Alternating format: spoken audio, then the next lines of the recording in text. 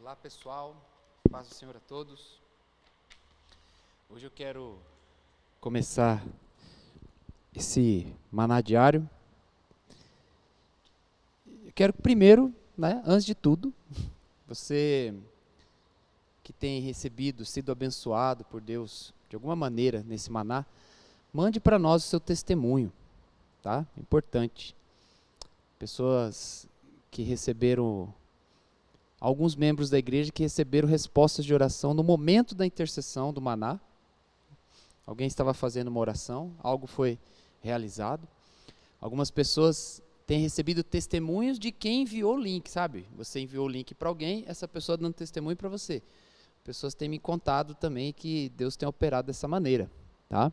Então, se você tiver qualquer tipo de testemunho, alguém que você mandou o link, a pessoa falou para você o que aconteceu, o que Deus se manifestou, né, devido a essa transmissão, por meio dessa transmissão, faça um áudio, manda para mim no particular, tá? Um áudio curto, rápido, objetivo, tá? Sem demorar muito, 3, 5 minutos no máximo, e a gente vai estar publicando esses testemunhos, que é importante, tá? É importante para a edificação das pessoas, para a glória de Deus, tá bom? Então, você que tem algum testemunho, ou sabe de alguém que você enviou o link, te contou um testemunho de uma operação de Deus, seja uma cura, uma resposta de oração, qualquer situação, amém? Que Deus operou, mande para nós o testemunho, tá? Muito importante isso.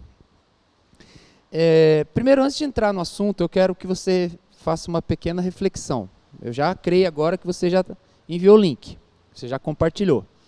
Compartilha aí com o pessoal, tá? Manda o link, manda nos grupos, no grupo da família, grupo do trabalho, alguém que Deus colocar no seu coração agora, nesse momento o Espírito Santo vai estar semeando alguém no seu coração que precisa dessa palavra, envia essa palavra, envia essa direção, que é uma palavra que ela pode sim salvar, se a pessoa crê. É uma palavra de conexão com Deus, é uma palavra que é importante para a vida espiritual do cristão, mais do que ele pensa. Eu quero que você primeiro, antes da gente começar, eu quero que você reflita em algo. Qual você crê que a palavra de Deus ela é em toda a palavra de Deus? Sabe? Quando uma pessoa está num relacionamento, ela se casa com todo o ser da pessoa. Ela não se casa só com a parte boa da pessoa. Não casa só com as qualidades, ela se casa com os defeitos. Se casa com as lutas da pessoa, se casa com a história da pessoa, se casa com o chamado da pessoa. É isso que a gente tem que levar em conta. Muitas vezes as pessoas se envolvem em relacionamentos e elas determinam a profundidade dos relacionamentos. Você está fazendo isso, às vezes seu relacionamento ele é pela metade, né? Você só quer um amigo que te ouve, mas você nunca quer ouvir o amigo. Você quer um casamento, só a parte boa do casamento da parte do marido. Às vezes a parte boa do marido é o sexo, às vezes a parte boa do marido é o sustento, às vezes a parte boa do marido é a bondade, né? a compreensão, a proteção, provisão. Mas aí a parte ruim, aquilo que ele precisa vencer, né? Da mesma forma o marido, né? Às vezes a parte boa da esposa, você só vê o corpo da mulher, só quer ela para sexo, só pensa nisso. Né? Tem que viver isso, claro. Né? Porém, você também casou com uma pessoa que tem uma história, uma pessoa que tem um chamado, né? E assim vai. Você, mãe, com o seu filho tem a parte boa, que é o filhinho da mamãe, que é bonitinho, que você ama, ai, mamãe ama. Mas também, seu filho tem um chamado. Seu filho tem vontade, seu filho tem desejo, seu filho tem uma história. E a história dele não vai ser só para você, mãe. Né? E assim vai. Então, muitas vezes as pessoas que vivem assim, relacionamentos dessa maneira, pela metade, elas se relacionam assim com Deus. Ela quer só uma parte de Deus. Ela quer só aquilo que convém. Eu ainda vou lançar, não sei que Deus vai orientar, né? Um livro, uma pregação, uma mensagem, falando Deus da conveniência, né? Conveniência de Deus. Conveniência, só o que é conveniente. Então a palavra de Deus ela é inteira, ela é completa. Então a mesma palavra que o Deus que faz milagre, a mesma palavra do Deus que abençoa, a mesma palavra que salva, que revela a salvação por meio de Jesus Cristo, a mesma palavra que nos dá sabedoria, a mesma palavra que estabelece os parâmetros da igreja, a mesma palavra sabe, né, diz, melhor, né, nos orienta como agir com a vida financeira, com o dinheiro. A mesma palavra fala sobre semeadura. A mesma palavra fala sobre ofertas. A mesma palavra fala sobre o dízimo. Então, você precisa entender isso. Em toda a palavra de Deus, até mesmo no relacionamento de Deus com os homens de Deus, aqueles que Ele chamou, Deus falou sobre a oferta. Se manifestou uma mentalidade, um pensamento, uma parte do reino de Deus que permanece até hoje. Você vê, por exemplo, o dízimo nos patriarcas, em Abraão. Abraão vai e Abraão ele dava atributos a Deus que nem ele mesmo tinha visto Deus operar, tanto que ele criou em Deus, acreditava. Por isso, a Bíblia chama ele de pai da fé. Porque ele acreditava que Deus poderia fazer coisas que Deus ainda não fez, sabe? Então, ele, quando foi sacrificar o seu filho, ele acreditou que Deus ia ressuscitar ele dentre os mortos. Mas ele nunca viu Deus ressuscitar alguém dentre os mortos. Então, quando vem ao coração de Abraão entregar o dízimo de tudo que ele recebeu, na sua fortuna, dos espólios, da guerra e de tudo que ele tinha acumulado, ele procurou o quê? Um sacerdote do Deus Altíssimo, chamado Melquisedeque. Não sabemos quanto tempo durou, ou qual o esforço que Abraão teve, né, exatamente, esforço detalhado, quantos quilômetros ele andou, até que região ele foi, mas ele teve um esforço para entregar o dízimo ao sacerdote de Deus. Ele estava querendo cumprir uma mentalidade de Deus. E claro, Deus, a Bíblia fala que ninguém dá conselho para Deus, gente. Quem entendeu a mente do Senhor para que possa instruí-lo? Você acha que Deus olhou e falou, bom conselho de Abraão sobre o dízimo? Não. Abraão conseguiu captar do Senhor essa mentalidade, esse pensamento. E ele o expôs entregando o dízimo ao Senhor. E a Bíblia fala que ele foi abençoado por Melquisedeque, não foi ele que abençoou. Geralmente a gente coloca assim, bênção como dinheiro, né? Eu ofertei na vida de um pastor, eu abençoei o pastor. Não. Pela mente da palavra, você foi abençoado. Porque quando você semeia, você recebe uma porção de unção na sua vida. É assim que funciona, viu, crente? Vai lá. Então você que é a pessoa que é abençoada, né? Mas ela precisa de uma mudança. Jacó foi tão influenciado, né, por Abraão, por Isaac, seu pai, a questão do dízimo, que estabelecia uma comunhão com Deus, que ele fez um voto com Deus, que se Deus cuidasse dele, não deixasse ele passar fome, suprisse todas as necessidades dele, ele entregaria o dízimo ao Senhor, ou seja, numa oração desesperada, onde ele não tinha nada, ele se comprometeu a entregar o dízimo a Deus. Por que o dízimo fez parte da oração, gente? Porque é um atributo que nos conecta com Deus. No momento de fazer o pacto com Deus, ele incluiu o dízimo. Outro ponto que você precisa entender, que o dízimo, ele santifica o seu dinheiro. Hebreus 7, verso 4, fala assim, considere a grandeza desse homem, até mesmo o patriarca Abraão lhe deu o dízimo dos despojos, falando do Melquisedeque, que eu acabei de falar. A lei requer dos sacerdotes entre os descendentes de Davi que recebam o dízimo do povo, isto é, dos seus irmãos, embora esses sejam descendentes de Abraão. Este homem, porém, não pertencia à linhagem de Levi, recebeu os dízimos de Abraão e abençoou aquele que tinha as promessas. Sem dúvida alguma, o inferior é abençoado pelo superior. No primeiro caso, quem recebe os dízimos são homens mortais, no outro caso é aquele que se declara que vive.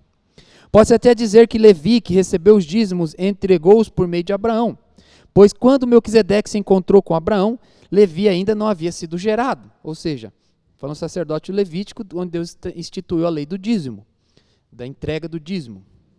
E quando, de tudo aquilo que passasse debaixo do cajado, todo o rebanho, tudo que passasse debaixo do cajado do servo de Deus lá, do israelita, ele entregaria o dízimo ao Senhor. Né? O cajado significa poder, significa autoridade. Então, tudo aquilo que está em sua autoridade, toda vez que o dinheiro vem à sua mão, é um poder que é lhe dado. Então, você entrega o dízimo desse poder, você entrega ao Senhor Deus. Então, aqui ele está dizendo que ao entregar o dízimo, Abraão estava fazendo um tipo de sacrifício a um sacerdote para santificar a sua vida. Então, isso mostra o quê? Que o dízimo santifica o seu dinheiro. Ele tem uma ação de propiação, de santificação, de separação das trevas do seu dinheiro. Porque se você para pensar, por exemplo, o dízimo, o dinheiro que vem à sua mão, ele passa por todo o mundo. A Bíblia fala que o mundo jaz no maligno. Então, antes do dinheiro chegar na sua mão, ainda que ele seja fruto do seu trabalho, do seu esforço, você tem que entender que as suas mãos, as suas obras, elas são corruptas. O mundo é corrupto. Você lida com o mundo. Você obtém a sua provisão do mundo. A sua provisão vem totalmente do mundo. Ou seja, não tem como você santificar com a sua força. Jesus Cristo disse, sem mim nada vocês podem fazer.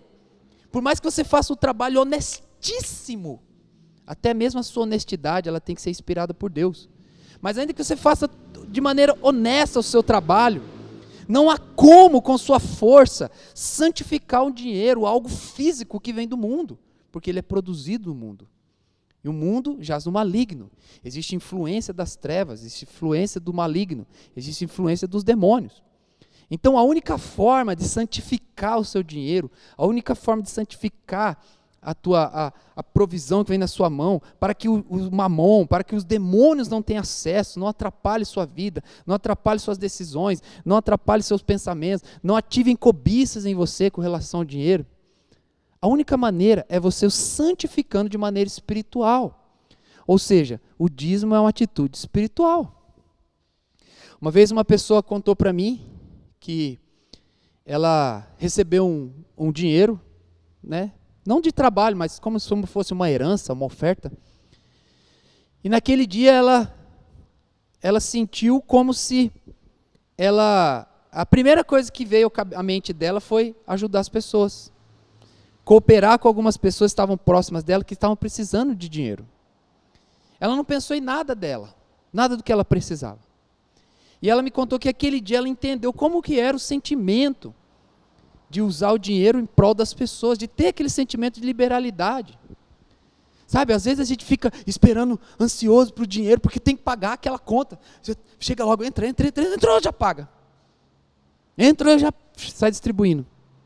A gente fica com aquela ansiedade de pensar no que a gente vai realizar com ele, o que a gente vai fazer, do que a gente vai pagar. Às vezes a gente já faz a conta, né? Hoje em dia tem cartão, né? Faz a conta dos prazeres da vida, né? Das coisas que vão nos satisfazer, já faz adiantado. E o dinheiro vem e já é destinado para aquilo lá. Ou seja, muitas vezes não temos um coração de o dinheiro vai vir e eu vou empregar ele de uma forma nobre, dentro de uma causa que estabelece salvação, que promove a unção de Deus, promove o poder de Deus, promove a salvação de uma alma, promove a salvação de pessoas, promove o estabelecimento da obra. Muitas vezes não temos esse coração com relação ao dinheiro. E esse é o coração que Deus quer dar. Então precisa de purificação. Então quando você entrega o dízimo ao reino de Deus, é uma obra, um sacrifício que é realizado, e naquele momento é santificado o dinheiro. É santificado de toda intervenção de pecado. Porque o dinheiro ele é consagrado ao pecado, e os demônios têm acesso por causa da consagração ao pecado. Ou você acha que quando o dinheiro chega na sua mão, ele não passou pelo tráfico de drogas, ele não passou pela prostituição? Às vezes você tem um cliente, que você atende ele tão bem, e você não sabe de onde o dinheiro dele veio. Você não sabe, às vezes, se ele é um traficante de drogas. Você não sabe se ele se prostitui, ou a mulher é uma prostituta. Você não sabe que tipo de mentira foi feita, foi realizada no trabalho. Você não sabe se ele é um médico safado, que operou de maneira indevida, que matou um monte de pessoas naquele mês por causa de negligência, e o salário caiu certinho lá na conta dele. Você não sabe se aquele cara é um mecânico que roubou, mentiu na hora para vender a peça para o carro. Vendeu por R$1.000 uma peça que era de R$50. E aí ele vem e te paga. Aí aquele mecânico safado, aquela pessoa mentirosa, aquela pessoa que praticou injustiça, aquela pessoa que recebeu dinheiro de furto, dinheiro de tráfico de drogas, aquela pessoa que recebeu de corrupção, de forma ilícita, né? A pessoa é um funcionário de um corrupto. E aí ele vem com aquele dinheiro e entrega, e você fala, é o meu trabalho. Não. O dinheiro está podre. O dinheiro está inútil. O dinheiro está cheio de demônios, cheio de consagrações, preço de sangue às vezes. Vai saber se o dinheiro que vem em sua mão é preço de aborto, é preço de sangue. Ou você vive aonde? Você vive junto com a Alice no País das Maravilhas? Você vive no mundo, meu irmão. Entenda isso. E essas ações malignas, elas querem se prender à sua vida. Mas o Senhor vem e cria uma maneira onde você coopera com a obra dele e ao mesmo tempo tem a possibilidade de santificar o que é seu. Então você santifica, aquele jugo é quebrado, porque é oferecido ao Senhor o dízimo. Pense nisso. O dinheiro, ele é poder. Como assim poder? Quando o dinheiro vem à sua mão, você tem poder de compra. Você realiza poder.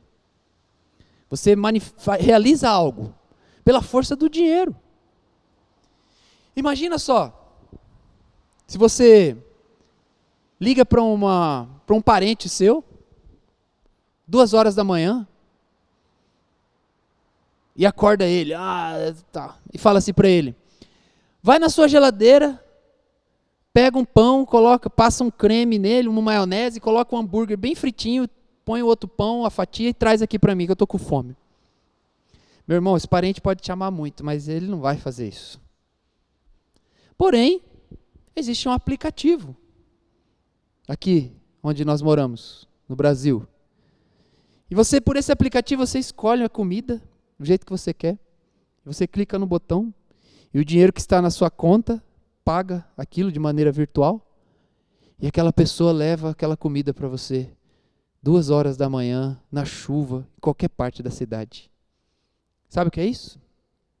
Poder do dinheiro. Dinheiro é poder, irmão. Você realiza as coisas com o dinheiro. Você estuda melhor com o dinheiro. Você adquire bens, dinheiro, é poder. É a porta que ele abre. E quando você oferece ao Senhor, Deus, na igreja, na obra de Deus, quando você dá, você não está dando dinheiro, você está dando poder. Então você tem lá 10.000 de poder. E aí você tira 1.000 e entrega ao reino de Deus. Você está dando R$1.000, o poder que R$1.000 tem, você entrega a Deus. Você sacrifica ao Senhor. Então essa é a dinâmica certa. É o pensamento correto.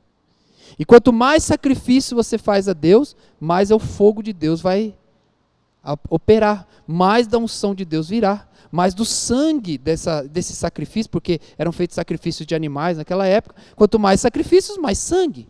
E o sangue é a vida, a unção de Deus operando no seu favor, quebrando jugo de ansiedade, quebrando jugo de medo, quebrando jugo de miséria, quebrando jugo de falta de inteligência, quebrando jugo de sabedoria, quebrando jugo de maldições, de interações, de pessoas que se consagram a outros deuses contra a sua vida, vai quebrando tudo isso, porque é unção que despedaça o jugo, Isaías 10:27. Então, isso tudo acontece na oferta. Tudo isso acontece na oferta. Por que você acha que você é tão difícil você ofertar? Por que você acha que é tanta dificuldade para você ofertar? Por que há tanta batalha para você ofertar? Por que há tanto receio de faltar, de ofertar? Faz quanto tempo, irmão, você não oferta deliberadamente na igreja? Se você está negligenciando o dízimo, pode ser o problema, a raiz do seu problema. Faz quanto tempo você não faz uma oferta voluntária a uma pessoa, a um pastor, a um obreiro? É um evento na sua vida isso? Faz quanto tempo você não dá nada? Você não sacrifica coisas suas? Você não sacrifica seu tempo para fazer, para realizar? Porque isso produz unção. O maior investimento que existe é no reino de Deus. É na fluir do Espírito com relação às ofertas. Não se engane, irmão. Agora, para encerrar. A palavra dinheiro e sangue é a mesma palavra no hebraico. Para você que não lembra, no hebraico, existem algumas palavras que se tem 2 ou 3 palavras, tem é a mesma forma de escrever. Como que identifica que palavra está falando? Pelo contexto. Então, por exemplo, as palavras barba e a palavra velho, homem de idade, é a mesma palavra no hebraico. Mas aí, dentro do contexto, dá para saber se está falando da barba do homem ou se está falando de um homem velho. Mesma coisa a palavra sangue. Dinheiro e sangue são a mesma palavra. Por quê? Porque é o dinheiro que produz a vida. Porque é o dinheiro que conduz a sociedade. Porque o dinheiro traz estabilidade para a família. Gente, Deus criou, permitiu essa mentalidade do dinheiro. Não, Deus não criou o dinheiro, foi o ser humano. Mas Deus permitiu essa mentalidade, essa operação do dinheiro na sua igreja, na vida do cristão, a prosperidade da parte dele. Porque para promover desfrute, para promover equilíbrio, para promover estabilidade, não o contrário. Não para promover desavença, infidelidade, mentiras, orgulho, vaidade. Não foi para isso. Isso é arma do mamon, do diabo. Mas Deus criou o dinheiro para que você tenha uma vida abençoada e possa ser livre para crescer na presença dele e pregar o evangelho. Deus usou o dinheiro para que você tenha o prazer de cooperar com a vida das pessoas. Deus criou o dinheiro para você viver melhor, não para viver pior. Pense nisso. Então o dinheiro, ele é o sangue material da igreja. E se você não participa do sangue material, você não tem vida. A vida não passa por você. Aonde surge o sangue no corpo humano? É na medula óssea. A medula óssea é um dos principais órgãos, principais funções do corpo humano. Então o seu espírito nascido de novo, é uma parte da medula óssea do corpo de Cristo. E quando você recebe a provisão, dinheiro, seja, não importa se R$1 ou se R$1.000.000, é proporcional, por isso que é dízimo. E quando você decide no seu espírito dizimar, você, como uma medula óssea, faz surgir o sangue no corpo de Cristo. E o sangue que produz vida, irmão. E o sangue que produz a unção. O sangue que dá a possibilidade da sabedoria se manifestar, da vida de Deus se manifestar. Por isso que um homem de Deus, um servo, um pastor da igreja, responsável de administração financeira, ele tem uma responsabilidade gigantesca. Porque as ofertas, elas são sangue do Senhor. É o sangue operando na igreja. Não é dinheiro. Por isso é algo muito sério. Por isso que tem que haver uma mortificação, uma sabedoria muito grande. Por isso temos que admirar, reconhecer a sabedoria do administrador financeiro de uma igreja. Porque é uma responsabilidade grande que ele tem. Então que todos os administradores financeiros das igrejas tenham responsabilidade, temor do Senhor, graça, amor de Deus sobre seus corações. Então, entenda isso. A medula óssea tem o papel fundamental para o desenvolvimento das células e do sangue. Então, o seu espírito é uma medula óssea, nesse quesito. E dele nasce a provisão. Então, quando você entrega o dízimo, você está cooperando com o sangue no corpo. E que o Espírito Santo te ilumine você valorize o dízimo. Seja no pouco ou no muito. Valorize. Entenda isso. Construa isso na sua vida. Permita que o Espírito Santo te convença e te guie. Senhor, nós te agradecemos por essa palavra, pelo teu poder, pela tua unção, pela tua graça. Confirma essa palavra no nosso coração. Eu repreendo o espírito da cegueira, repreendo o espírito da avareza, no poder do nome de Jesus Cristo. Eu tenho certeza, Senhor, que o Senhor é mais que suficiente para convencer dessa palavra. O Senhor é mais que suficiente para ensinar, para dar a unção que nos ensina, porque está escrito que recebemos a unção, Senhor, a unção que nos foi dada, ela é poderosa, ela nos ensina acerca de todas as coisas, não sendo necessário que ninguém nos ensine. Mas a unção que nos foi dada nos ensinará acerca de todas as coisas. Então que essa unção recaia sobre cada um e que essa pessoa aprenda o temor do dízimo, o amor do dízimo e a fé do dízimo, em nome de Jesus Cristo. Faça essa pessoa uma generosa no teu reino, que não retém, mas que aprende a semear para o seu futuro, em nome de Jesus Cristo. Eu declaro o teu favor sobre cada família, declaro o teu poder, tua graça, tua unção, desfazendo toda fortaleza, estabelecendo o teu reino, Senhor. Estende o teu favor sobre as nossas vidas, sobre as nossas casas.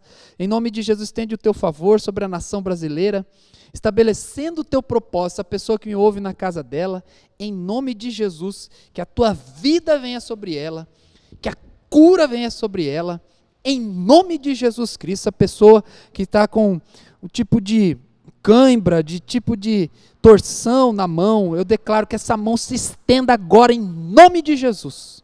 Estenda a sua mão em nome de Jesus Cristo. Senhor, confirma o teu evangelho e nós te agradecemos por esse momento em nome de Jesus Cristo. Amém. Amém. Que Deus te abençoe grandemente, tá? Continue sempre conosco aí nesse horário, mesmo horário, meio-dia, horário do Mato Grosso do Sul, tá? Ajuda-nos compartilhando esse momento, né? Esse link. Escreve aí no canal, se você não for inscrito, por favor, né? Clica aí nesse gostinha, é importante essas coisas, tá? Senão não estava falando. E vamos juntos, acompanha a nossa programação.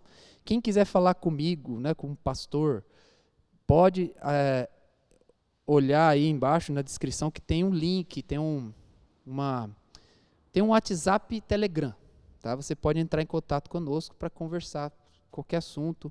Às vezes você precisa de um conselho, de uma direção, de uma oração. Nós estamos aí à disposição, tá? Só entrar em contato, se identificar bonitinho e pode estar conversando conosco, tá? Que Deus te abençoe grandemente, tá? Em nome de Jesus.